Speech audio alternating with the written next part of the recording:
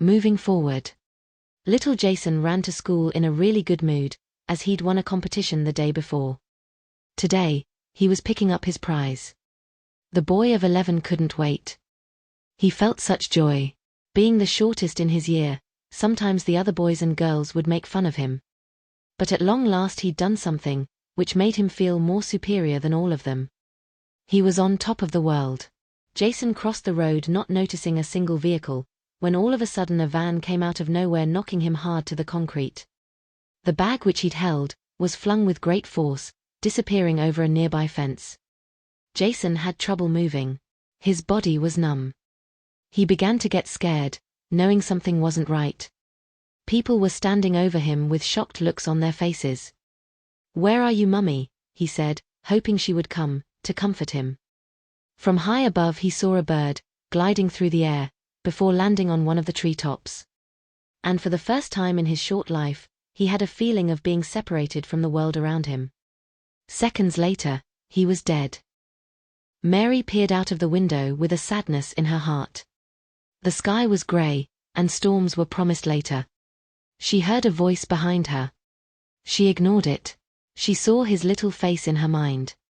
"Please come back to me. As I miss you more than you'll ever know," she said under her breath, knowing he was gone forever from this world. This was the thing that broke her heart. Mary felt a hand on her shoulder. She was too scared to turn, but said, "I'm sorry, James. I'm not ready." "I'll pop back another time," he replied, worry in his voice. The next thing she was aware of was the front door closing as her ex-husband had left. "Sorry," was all she said. She wasn't ready to talk to anyone. Loneliness was all that consumed her. Empty days of little Jason not being there. His funeral had been some days back, and a good crowd had arrived. But this didn't help the fact that the son she cherished so much, she would never see again, because some bastard had ran him over. The police saying it was a hit and run. This was the thing which broke her heart the most. "Will I ever get over you? As in my soul everything is dark. Destroyed from anything that I once held close. Only time will tell," she muttered. Mary felt tired and decided to go upstairs to get some rest. While she walked up the stairs she saw a photo of her son smiling. He seemed so joyous at that moment. She sobbed. She placed a hand to her mouth, then ran to the bedroom which was down the hall. For the rest of the day she stayed in her bed crying. A voice was shouting with utter glee, "Mummy, Mummy, please don't leave me again." Mary awoke in a darkened room. "For God's sake," she said, realizing where she was, and what had happened. "Please let this nightmare end." She got out of bed, switching the ceiling light on. Peering at the clock on the wall, it was 3:27 a.m. She decided to head downstairs to make a cup of tea as she was thirsty. At the bottom, she thought she heard tapping coming from the kitchen. What could that be? She grew a little fearful. For a second, she thought about ringing James. Not a good idea. Even though he'd been supportive over the last few days, she still didn't trust him. When they were together, he'd been seeing someone else behind her back. She hated him for it. This is why their marriage had ended some months back. "Be brave.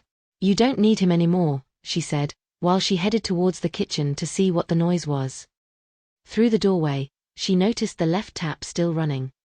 She ran to it and turned it off. With utter horror, she saw a reflection in the window of what looked like a child, standing just a meter from her. Mary was petrified as can be. No one was there. Her heart raced. She needed to sit down as she felt quite dizzy. She put her head in her hands. "My God, what's happening to me?" A cold hand touched her on the shoulder. Mary spun round shocked. The room was empty. Looking back towards the window, she thought she saw a face staring back. Within a second, it had vanished.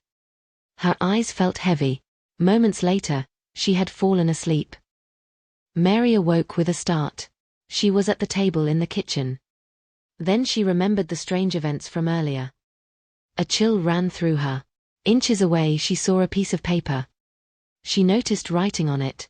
Picking it up, she read it, and all it said was, "Daddy." James looked annoyed as he made his way into the house. Mary was baffled by the whole thing, and asked him as politely as she could, "Why have I got a note sitting on my table saying Daddy on it?" He walked past her, something clearly on his mind, then replied, "What are you talking about?" He walked into the living room and sat down on the comfy sofa. She followed him in and sitting down on a chair opposite, stared at him until their eyes met. "So, please explain." Confusion covered his face. "Look, I know you're grieving at the moment, like I am. But please, Mary, I beg you, I don't understand why you rang, having a go at me for leaving a message on your table. I know nothing about it." He placed his hands on his forehead and sighed. Mary didn't understand how such an odd message could just appear like that, but she believed James was telling the truth.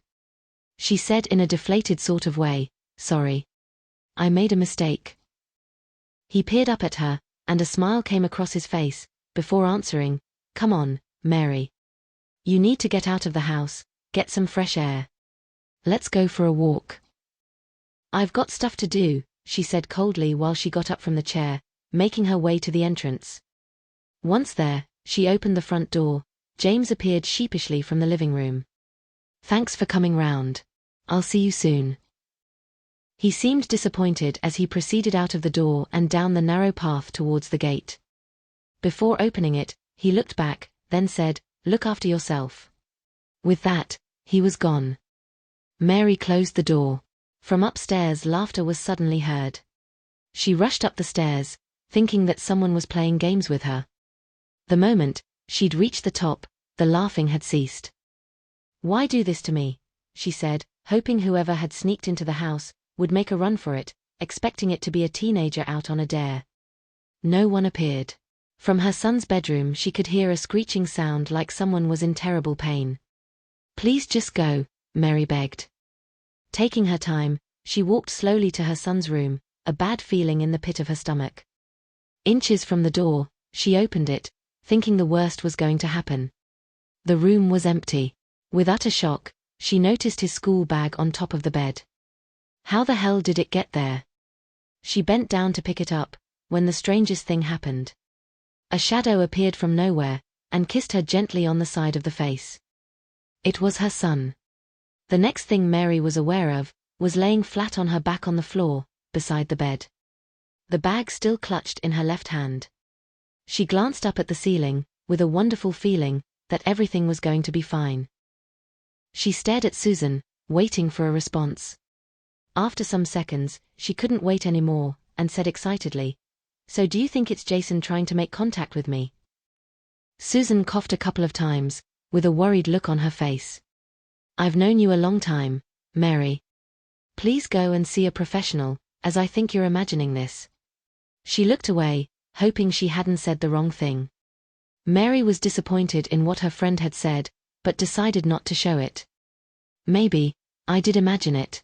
I don't know anymore. Please, love, get some help." "I don't know what else to say," Susan answered uncomfortably. "But we're all here for you. The girls, I mean. Come out with us one night. You don't seem to come out as much anymore." "I don't have much time on my hands," she replied a little disheartened. When her son was alive, she lived every day for him. She missed it so much. Susan brushed a hand through her long dark hair, before saying, "This Saturday we're all heading to the new nightclub. Mary, for God's sake come with us. You need a night out." Her son's face appeared to her and she just wanted him back. "Okay, I'll come," was all she said, knowing it was a bad idea. Susan looked pleased by that response. "Thank God for that," she replied. Mary smiled. Deep down she was in turmoil. The music was very loud. The nightclub was packed. The five of them stood at the bar, drinks in hands. Mary took a sip. It tasted nice. This was the first proper session she'd had for some weeks. She was only on her second drink, but she was already beginning to feel a little drunk. That night, she had decided to make an effort. She wore a lovely dark blue dress, which she'd recently bought in the sales, from one of the posher shops. Mary felt like a teenager again on her first date. Someone whispered in her ear. It was Susan. "I told you, Mary. This place is brilliant." Mary giggled, then answered, "Yes, I did need a night out. Being stuck indoors all of the time isn't healthy. Thank you, Susan." The other girls with her had seen a group of young men close by. One of the girls, whose name was Caroline, started laughing, and putting a hand on Mary's shoulder, said, "Look, there's one for you over there, sweetheart." Mary wasn't interested. It would be a long time until she was ready for a relationship with anyone. "You go, Caroline. He looks more your type than mine." With that, Caroline ran to the group of men, pulling one of the girls with her. "Don't worry, love. I'm here so you don't need to worry about anything," said Susan. Mary gave her best friend a nudge, before answering, "I know you are. Thank you." From some distance away, she saw a man who stood out from the rest. He was quite handsome. His taste in clothes were of the highest order. She swiftly threw the rest of the drink down her neck, and waiting patiently for the barman to see her, she ordered another. "Are you okay?" asked Susan, placing a hand on Mary's shoulder. "Look, if you've had enough, that's fine. I know what you've been through is horrible. I don't expect you to bounce back straight away." Mary didn't know how she felt, and said, "My emotions are all over the place at the moment, but I came out tonight to forget." She picked up the glass and took a huge mouthful. "Come on, let's have a cracking time." Susan seemed delighted by this, and answered, "Go girl. At long last I can see the old Mary coming back. Let's go for a dance." The two women then joined the others on the dance floor. And before long, there were men everywhere trying to chat them up. It was 2:39 a.m. in the morning, and Mary was drunker than she'd ever known. Her friends thought it was hilarious, as she staggered around. She sat down, her brain spinning. "Oh my God," Mary kept saying. "I think I drunk too many vodkas." Susan joined her with a smile on her face. "At least you're enjoying yourself. And I think there is a man who has had his eye on you most of the night." She pointed towards where the person stood. Mary glanced up and saw that it was the man from earlier. The one she'd found attractive. She laughed. "I remember him," she slurred. "He's lovely." Susan ushered him over. He took a seat, and a grin came across his face the moment he saw Mary. "Do I know you from somewhere?" he said, rubbing his chin. "Because you seem familiar." My God, he was good looking, she thought. "I don't recognize you. Or I don't think I do," she answered, gazing into his blue eyes. She couldn't help herself. Was it the drink making her act like this? He put his hand on her hand. "You don't need to be scared of me. I won't hurt you," he said. He did seem genuine, which surprised her. "Okay," she replied, while laughing. "For a second there, I wasn't sure, but you do seem nice." She saw Susan leaving the table, while she giggled. For the first time in a long time, Mary felt happy again. Dead on 4 a.m., everyone left the club. Most were drunk, as they staggered down the road, heading towards the taxi place. Mary was lucky as she lived 20 minutes away. She knew she'd feel rubbish tomorrow, but she didn't care. The man who she'd met in the club stood beside her. Susan and the other girls said their goodbyes before jumping into a taxi, which they'd ordered earlier. She was now on her own with a man she didn't know that well. She was nervous, while she gazed into his eyes. He looked back, a slight smile on his face, and brushing a hand through his hair, said calmly, "You don't need to fear me, Mary. I would never harm a single hair on your lovely head." She didn't know what to do. This was unplanned. "Please, Mary," she thought, "sort your head out. Make a decision for once in your miserable life." Without warning, he grabbed hold of her and kissed her on the lips. Realizing what had happened, she pushed him away. Something wasn't right. She thought back to James, her ex, which surprised her immensely. She gave the man a nervous look, not knowing how he would react. His hands were in his trouser pockets. He peered down at the ground, seeming a little upset. Mary needed to say something, as she felt bad. "I'm so sorry." He looked at her, before replying, "That's okay. You've done nothing wrong." "It's not you," she said. "Really, If anything, you've been brilliant. You're a gentleman who deserves better. Look, he replied, if you're ready at some point to see me even as a friend, because I like you very much, here is my card. Ring it any time. He handed it to her. Mary put it in her coat pocket. Thank you for understanding. That's a point. How are you getting home? He asked, looking concerned. Mary laughed, knowing the walk home would sober her up. I live close by. But thanks, that means a lot. So, will you be okay? He asked. Yes, she answered, I'll be absolutely fine. Good night. Good night, dear Mary. I'll look forward to hearing from you. With that he left. Mary was now on her own. I'm such an idiot, she said, quietly to herself. She made her way down the road, just wanting to get into bed. It had been a long night, but she'd survived it. All of a sudden, she didn't feel right, and her head spun. What was wrong with her? She kneeled down on the path and started being sick. What a terrible feeling. A few minutes later, she felt better. If my son could see me now, he would be so ashamed. She began to sob uncontrollably. I'm so sorry, my darling Jason. I've let you down. If only things could have turned out differently, she cried. And through her tears came a little boy just a short distance away. Even though he stood in shadows, Mary could see that he was wearing the same clothes that her son wore the day he died. Jason, is that you? The boy giggled, before running up the darkened road. Mary picked herself up from the cold concrete. Wait for me, she shouted. He was nearly at the end of the street, but running as fast as she could, Mary followed the child. She was getting closer to him, when all of a sudden, he vanished down an alley, which was just beside the old church. You aren't getting away from me that easy, she thought with utter determination. When she'd reached the alley, she noticed tall willows surrounding the building. Apart from a lamplight, halfway down the narrow path, she now stood in darkness. Where are you, Jason? She muttered, realizing he couldn't be seen anywhere. Sadness consumed her. I'm here, came a voice that was familiar. She turned back to the little path, and standing under the light, was the boy. He waved at her. She saw his face while he smiled. Tears of joy ran down her cheeks. He looked away from her, then began to run to the other end of the walkway, laughing.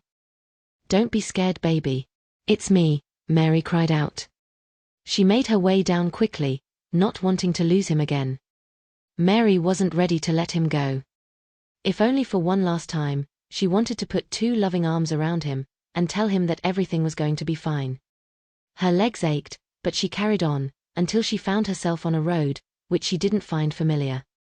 There were houses either side with big gardens.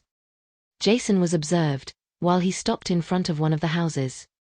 Looking back only once, he giggled. He walked up the stony drive whistling a tune, before vanishing through the closed front door. Mary gasped. Why there? She needed to know.